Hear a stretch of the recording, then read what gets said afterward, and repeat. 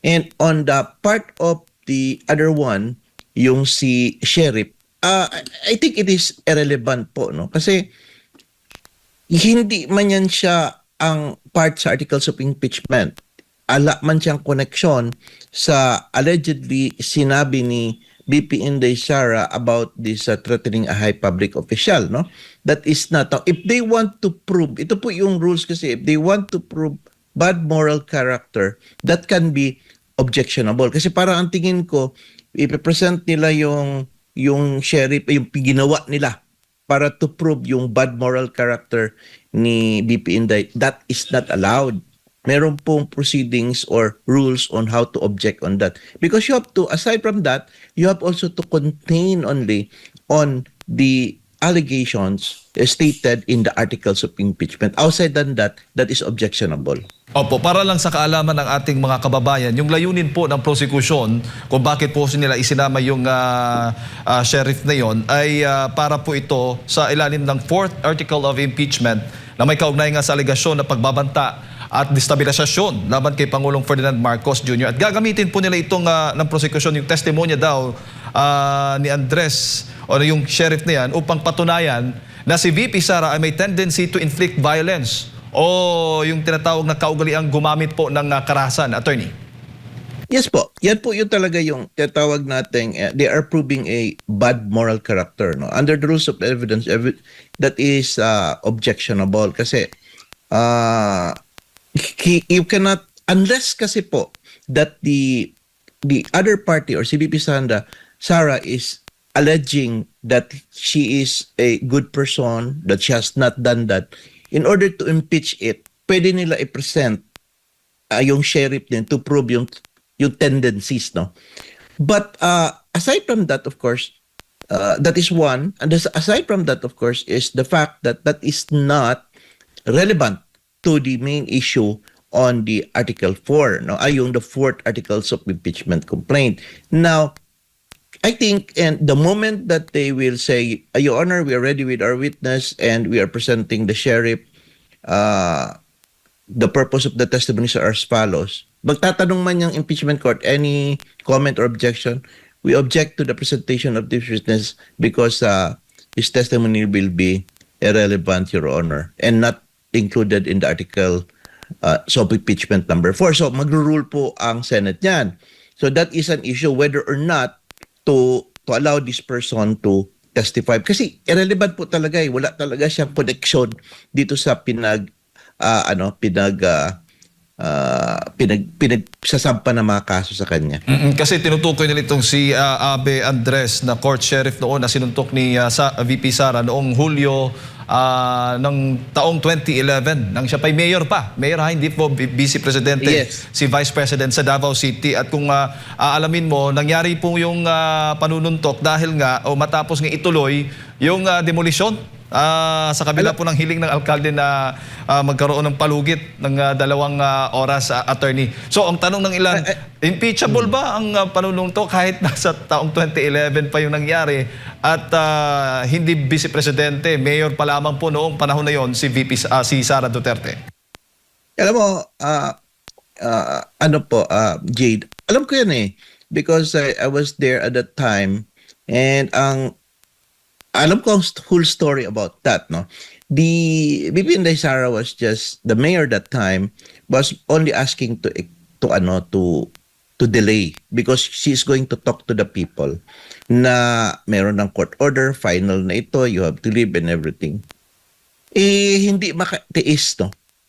Yung sheriff na yun because there was a directive from the judge kasi that say, sige, talaga ituloy yan siya and everything. So, nagkagulo kasi, may nagkasakita, doon siya nagalit. You know, when it involves the masses, yung mga pobre, talagang very passionate po si BP Inday niyan to protect them. Well, it is true that probably the processes they have to live. But all she wanted that time was to make it peaceful because if she will be there, susunod yun sa kanya yung mga tao eh. Sabihin na, okay, dahan-dahan tayo, maglipat tayo, tapos mapakiusapan at magawa ng paraan. Now, with respect to your question on whether or not this is a matter that is part of the impeachment complaint. Of course not. Because alam mo po, pag meron po tayong articles of impeachment at nakasaad po doon sa apat, no, na four corners of that articles of impeachment na ang nirereklamo is yung alleged threat against the the President BBM, no? Doon lang po tayo mag-confine. Any in all matters that happened before, after, or not relevant to that case is not allowed. Now, the only thing that I see is that if ang defense po ni BP Inday Sara on that particular impeachment is saying that I'm a good person, I haven't done that before, she will prove her good moral character, then the prosecution may present evidence to prove her bad moral character. Yun pong point no, para lang somehow may tendency. Pero without which, na sila-sila lang ang gagawa noong presentation ng sheriff, is that is a case that is objectionable. Hindi po yan siya papayagan. So yun po ang rules, no? Medyo technical yung rules and evidence. Now, what I see here, Jade, is that this is actually optics. Ako, aking sinusubaybayan itong ginagawa nila. Starting from the ABP of the prosecution, yung naglalakad sila na nagtataka ako, akala ko parang sinihan ito, ano bang nangyayari, itong marcha-marcha pa. Number 2, yung kanilang optics na aawayin nila, tunuglata, mga and everything, no? And number 3, ito na naman ngayon, no? They are going to present witnesses na parang somehow na magkiliti sa utak ng mga tao. These are all manipulation of the mind, and these are all optics. It always now confirm my thinking that indeed their evidence is are actually weak. Parang nagkakaroon po ng trial by publicity na, attorney. Exactly. That is what I am trying to say. You found the right words, Jade.